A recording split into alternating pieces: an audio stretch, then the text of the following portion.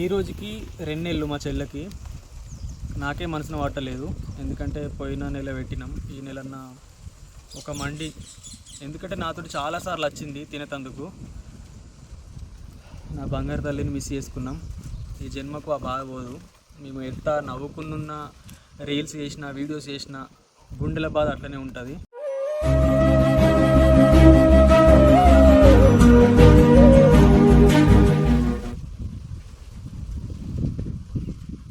ఇప్పుడు నేను మా చెల్లె దగ్గరికి పోయినట్టు మా ఇంట్లో తెలిస్తే నన్ను ఖచ్చితంగా తిడతారు, ఎందుకంటే మా ఫ్యామిలీ మొత్తం అక్కడికి పోవద్దని వచ్చింది. అందుకే మేము ఎవ్వరం కూడా మా చెల్లె దగ్గరికి వెళ్తలేమన్నమాట. కానీ ఈ వీడియో తెలిస్తే ఖచ్చితంగా, ఈ వీడియో పెడితే ఎట్లయినా తెలుస్తుంది కదా, మనం తప్పు చేసినామంటే దెంగులు తప్పాయి. ఇక ఆర్యానికి కూడా అంతే, ఎన్ని రోజులకైనా కానీ వానికి ఏం జరగాలో అదే జరుగుతుంది. మా అమ్మ మొన్న చెప్పింది, మీరు గమనించారు కదా, ఏంటిదంటే ఈ జన్మల తప్పు చేస్తే ఈ జన్మల్ని తాకుతుంది, కానీ మనకు ఏర్పడదు. అది ఎట్లెట్లా తిరుగుతుందో మనం చెప్పలేము. ఇవాళ మంచిగా ఉందని అనుకోవద్దు, రేపటి రోజు ఎట్లా మారుతుందో మనం అస్సలు ఊహించలేము. ఇది ఎందుకు చెప్తున్నా అంటే, మా వాళ్ళు ఎట్లయినా తిడతారు, కానీ నాకే పానం ఆగలేక నాతోటి కొంచెం ఎక్కువ తిరిగేది. ఊక అన్న మండి తినబోదాం అటు ఇటు అని చెప్పేసి, ఆ జాగ కొన్నాక అన్న మన ఇద్దరం ఇల్లు సేమ్ కట్టుకుందాం అట్లా ఇట్లా అని ఎన్నో రకాలుగా మాట్లాడేది. అవన్నీ గుర్తుకొచ్చుడే. ప్రతిసారి ఆ వీడియో చూసిన ప్రతిసారి ఇట్లెట్లా మిస్ చేసుకున్నాం మా బంగారు తల్లిని అన్నట్టు ప్రతిసారి మైండ్కి వస్తుంది. అది ఆగలేక మేమిద్దరం కలిసి పోయినాం, అక్కడ మండి పెట్టి వచ్చినాం. ఒక విషయం ఏంటంటే, ఇప్పుడు ఈ వీడియోస్ తీస్తున్నాం అని చెప్పేసి అంటే చాలామంది తిట్టుకోవచ్చు. మీరు నార్మల్గా మీరు వీడియోలు తీస్తున్నారు, నిజాలు ఎందుకు పట్టించుకోవట్లేదు, న్యాయం కోసం ఎందుకు పోరాడట్లేదు. ఒక విషయం ఏంటంటే, మెయిన్గా లాజిక్గా మాట్లాడాలంటే చాలామంది కొంతమంది అర్థం చేసుకోండి అందరు కలిసి. మెయిన్ లాజిక్ ఏంటంటే, మన చట్టంలో ఇటువంటి దారుణాలు చేసిన వాళ్ళకి ఉరిశిక్షలు లేవు, ఎన్కౌంటర్లు లేవు, చంపడాలు లేవు. మొత్తానికి ఏదో జీవిత ఖైదీ అంటే ఎక్కువ ఏదన్నా సాక్ష్యం అనేది ప్రూవ్ అయితే పోలీసులు మాట్లాడేది ఏంటని చెప్పానంటే, సాక్ష్యం ఎంత బలంగా ఉంటే అన్ని సంవత్సరాలు జైలు శిక్ష పడుతుంది. చంపినా కానీ, చంపింది వాడని చెప్పేసి ప్రూవ్ అయినా కానీ వీళ్ళు ఒకటే మాట అంటున్నారు, ఎన్ని రకాలుగా మనం కేసులు పెడితే వాళ్ళ మీద అన్ని రోజులు అన్ని సంవత్సరాలు ఉంటాడు జైల్లో. మళ్ళీ వాడు బయటకు వచ్చినా కానీ మేము పోయి మళ్ళీ కేసు పెడితేనే వాడు మళ్ళీ లోపలికి వెళ్తాడు, లేకపోతే బయట ఎరుగుతాడు అని చెప్పేసి వాళ్ళైతే చెప్తున్నారు. ఇగో చట్టం మారాల్సింది మనం కాదు, ప్రభుత్వం మారాలి. రూల్స్ అన్నీ వాళ్ళు చేంజ్ చేయాలి. మన చేతులు ఏముండదు. మనం ఎంత ఇక డైరెక్ట్ చెప్పాలంటే, మనం ఎంత పొంగుడు చేసినా, మనం ఎంత ఎగిరినా కానీ అది న్యాయం జరిగేటట్టే జరుగుతుంది. మీరు రీల్స్ చేస్తుర్రు, వీడియోస్ చేస్తుర్రు. ఒక విషయం ఏంటంటే, మేము ఎన్ని రకాలుగా ట్రై చేయాలో, ఎన్ని రకాలుగా ధర్నాలు చేయాలో ఆలోచించుకునే చేసినాం. చాలామంది దగ్గరికి వెళ్ళాము, పెద్దవాళ్ళ దగ్గరికి, ఎమ్మెల్యేల దగ్గరికి వెళ్ళాము, మినిస్టర్ల దగ్గరికి వెళ్ళాము, పోలీసుల దగ్గరికి వెళ్ళాము. ఎన్ని తిరిగినా కానీ అందరూ చెప్పేది ఒకటే మాట, సేమ్ చట్టంలో ఎలా అయితే శిక్షలు ఉన్నాయో చట్టపరంగా మేము శిక్ష పడేలా చూస్తామని చెప్పేసి అంటున్నారు. కానీ వాడు చస్తాడు, ఏదో మనకి అంత పెద్ద ఎన్కౌంటర్ జరుగుతుంది, ఉరిశిక్ష పడతా అని చెప్పేసి అయితే ఎవరు చెప్పలేరు. కాబట్టి మేము తర్వాత ఏం జరుగుతుందో చూద్దామని చెప్పేసి ఇప్పుడు సైలెంట్గా ఉన్నాం అంతే. ఏంటిదంటే, మన వైషమ్య లెక్క ఇంకెంతోమంది వైషమ్యలు చనిపోతుర్రు. వాళ్ళందరికీ కారణం ప్రభుత్వమే, ఇది మాత్రం పక్కా.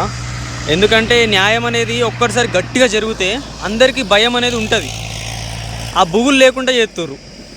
అంటే కొన్ని వేరే కంట్రీలలో ఉన్నాయి, వాళ్ళకు ఎలా అని చెప్పాలంటే, ఇట్లా ఏదైనా చిన్న తప్పు చేద్దామన్నా కానీ డైరెక్ట్ ఎన్కౌంటరో లేకపోతే ఉరిశిక్షనో ఏదో ఉన్నదంట నార్మల్గా చెప్పాలంటే వేరే కంట్రీలలో. మన కంట్రీలో ఎలా అని చెప్పాలంటే పాపులేషన్ ఎక్కువ ఉన్నది కదా, దీంట్లో ఇటువంటి చట్టాలు ఎప్పుడో వాళ్ళు పెద్దవాళ్ళు రాశారు. కానీ ఇప్పుడు దాన్ని చేంజ్ చేసేటువంటి అధికారం ఇప్పుడు ఉన్న పెద్దవాళ్ళకు మాత్రం ఉన్నది. కానీ వాళ్ళు ఎందుకు పట్టించుకోలేరు అంటే, ఇవన్నీ చూసిరు కాబట్టి వాళ్ళకి కామన్ అయిపోతుంది. అట్లా కామన్ అయిపోయి మనకేంటిదంటే కొత్తగా మన ఇంట్లో జరిగింది కదా. ఇంకో విషయం ఏంటి తెలుసా, వీళ్ళు పాలిటిక్స్ అంటే ఎట్లా అని చెప్పంటే, వీళ్ళు నాకు ఈ పదవి కావాలి, నేను ఈ పదవి కోసం ఏం చేయాలి, ప్రతిపక్షం వాళ్ళ మీద నిందలేయాలా, లేకపోతే ఇట్లా నాది నేను ఎలా ముందుకు వెళ్ళాలని చెప్పేసి ఇది చూసుకుంటున్నారు. కానీ ప్రజలు ఏమవుతున్నారు, వాళ్ళకి ఏం జరుగుతుందని చెప్పేసి, ఇలా ఎందుకు చనిపోతున్నారు, ఇలా చనిపోతే మరి రేపు పొద్దున వీనికి కఠినమైన శిక్ష ఇస్తేనే వీళ్ళకు న్యాయం అయితే జరుగుతుంది. నెక్స్ట్ ఎవడైనా ఇటువంటి తప్పు చేయాలంటే భయపడతాడు అన్నటువంటి ఆలోచన తెప్పిద్దామని చెప్పేసి ఇప్పుడు ఉన్నటువంటి నాయకులు అయితే చేయడం లేదు. మొత్తానికి మేము ఎలా గెలవాలి, నెక్స్ట్ మా పార్టీ ఎలా రావాలి, మేము ఎలా గెలిపించుకోవాలన్న ఇట్లా మేము మాట్లాడితే తప్పు అనిపిస్తుంది కానీ ఆలోచించి చూడండి. ఒక్కసారన్నా మన గురించి ఆలోచించినట్టుందా? ప్రజల కోసం వాళ్ళు ఏం ఆలోచిస్తుర్రు? ప్రజల ఆరోగ్యం మంచిగా ఉండాలి, వాళ్ళు మంచిగా ముందుకు కొనసాగాలి, డబ్బులు సంపాదించుకోవాలి, మంచిగా బతకాలి అని కోరుకునే వాళ్ళు మన గురించి పట్టించుకుంటారు. వాళ్ళు ఎంత దూరం ఉన్నా కానీ ఇక్కడ ఇది జరిగిందంటే సోషల్ మీడియా వల్ల తెలుస్తుంది కదా. వాళ్ళ కింది వాళ్ళు ఖచ్చితంగా చెప్తారు. అట్లా చెప్పినాక కూడా ఎంతోమంది చచ్చిపోతారు, ఎంతోమంది చంపుకుంటారు, ఒక వారం రోజులైతే వాళ్ళే మర్చిపోతారు అన్న ఫీలింగ్లే నడుస్తుంది ఇప్పుడు. మర్చిపోక ఏం చేస్తాం మనం? కానీ న్యాయం అయితే జరగాలి కదా. అట్లా జరిగితే ఇంకొక రేపొద్దున తప్పు జరగదు. మనన్న మర్చిపోయినంత మాత్రాన వేరేనికి సంధించినట్టు అవుతుంది కదా. ఇవన్నీ ఎంత చెప్పినా ఈ ప్రభుత్వం ఇట్లనే ఉంటుంది. అది మారాలంటే ఖచ్చితంగా దేవుడు రూపంలో మంచి వ్యక్తి ముందుకొచ్చి ఈ చట్టాలన్నీ మార్చాలి. మీరైతే తప్పుగా ఏమనుకోకుర్రి ప్లీజ్. ఎందుకంటే నాకే పానం కొట్టుకొని ఎట్లయినా బ్యాడ్ కామెంట్ పెట్టేవాళ్ళు ఆగరు, పెట్టుకుంటారు. కానీ మా ప్రేమ మాది. మీ అందరికి ఒకటే చెప్తున్నా, ఎవరి వరకు వాళ్ళదే. ఇప్పుడు మా చెల్లె మాకు ధైర్యాన్ని ఇవ్వాలి, మా చెల్లెనే మమ్మల్ని ముందుకు పోవాలి. మేము అక్కడనే స్టక్ అయిపోయినట్టు అయిపోతుంది. ఎందుకంటే నేను అప్పుడు రీల్స్ అయినా డ్యాన్స్ అయినా అని ఇట్లా చేద్దాం అనిపిస్తే చేస్తేందుకు ధైర్యం వస్తలేదు. ఎందుకంటే పదే ఇప్పుడు అదే గుర్తుకొచ్చి ఏమవుతుందంటే మైండ్ ఈ టైంలో డ్యాన్స్ అవసరమా అనిపిస్తుంది. 2 నెలలు అయినా ఇప్పుడు ఎన్ని రోజులైనా అదే ఫీలింగ్ వస్తుంది. కానీ మేము వాళ్ళకి దిగినాం కాబట్టి మాకు ప్రతి ఒక్కటి చెయ్యక తప్పది. మీరే అర్థం చేసుకోవాలి కొద్దిగా ప్లీజ్. అందరికీ నా తరపు నుంచి చిన్న రిక్వెస్ట్, మమ్మల్ని అర్థం చేసుకుంటారు అనుకుంటున్నాం. మా చెల్లె దీవెనలు ఎప్పుడు ఉంటాయి. మా చెల్లెకు న్యాయం ఖచ్చితంగా జరుగుతుంది, మీకు మాటిస్తున్నా. ఎన్ని రోజులకైనా కానీ న్యాయం అనేది జరుగుతుంది. కానీ పోలీసు వాళ్ళ తరపున, గవర్నమెంట్ తరపున వాళ్ళకు ఒకటే ఒక రూల్ ఏంటిదంటే పెద్ద దేశద్రోహులకు ఏదైనా పెద్ద తప్పు చేసిన వాళ్ళకే ఉరిశిక్ష, ఎన్కౌంటర్ అనేవి పడతాయి. ఇది చాలామందికి ఆల్రెడీ నేను ఎక్స్ప్లెయిన్ చేస్తున్నా, కానీ కొంతమందికి అర్థమవుతలేదు. ఇప్పుడు ఏంటిదంటే హరిగానికంటే ఇంకా డేంజర్గా ఎంతోమంది వాళ్ళందరూ జైల్లోనే ఉన్నారు కదా. ఇప్పుడు ఒక్కళ్ళకు ఇట్లా చేస్తే వాళ్ళందరికీ వేయాల్సిన అవసరం పడుతుంది. అందుకే వెనక ముందు అవుతుర్రు. కానీ ఎన్ని రోజులకైనా కానీ అతి పెద్ద శిక్ష పడేటట్టు మేము చేస్తాం. మేము రీల్స్ చేసుకుంటా, డ్యాన్సులు వేసుకుంటా, ఇట్లా వీడియోస్ చేస్తుర్రు, పాటలు తీస్తుర్రు అన్న మైండ్ సెట్ మీకు ఉండద్దు. ఎందుకంటే ఇది మాది వర్క్, అంతే. వర్క్ చేసుకున్నంత మాత్రాన మా బాధను మర్చిపోయినట్టు కాదు, హారిగాని ఏం చేయలేము అన్నట్టు కాదు. మేము ఏది చేస్తామో అది చేస్తాం. మేము ఎంతవరకు పోరాడాలో అంతవరకు పోరాడతాం. ఖచ్చితంగా గవర్నమెంట్ ముందుకు వచ్చేటట్టు చేస్తాం, మీకు మాటిస్తున్నా. కొంచెం అర్థం చేసుకోండి. వీడియో కోసమే మండి తీసుకుపోయి మా చెల్లె అక్కడ పెట్టినా అనుకోకర్రి. ఎందుకంటే నేను అలాంటివన్నీ కాదు అసలు. మా చెల్లె నాకు ఎంత ప్రేమ అంటే అది మాటలలో చెప్పరాదు. కానీ ఒక్కదానికోసమే ఈ వీడియో తీసిన. ఏంటిదంటే 2 నెలలు గడిచిపోయినా కానీ వీళ్ళు న్యాయం కోసం పోరాడకుండా వీడియోస్ తీసుకుంటారు, రీల్స్ తీసుకుంటారు అన్న మాట మాట్లాడుతారు. కానీ మా వర్కే ఇదని గమనించుకుంటలేరు మీరు. మేము పైకి నవ్వుతున్నంత మాత్రాన లోపల బాధపడతలేము అన్నట్టు కాదు. మా వర్కే ఇది. ఇప్పుడు బయట వాళ్ళకు వేరే వర్క్స్ ఉంటాయి, కొంతమంది చాలా వర్క్స్ ఉంటాయి, అవి చెప్పరాదు కదా.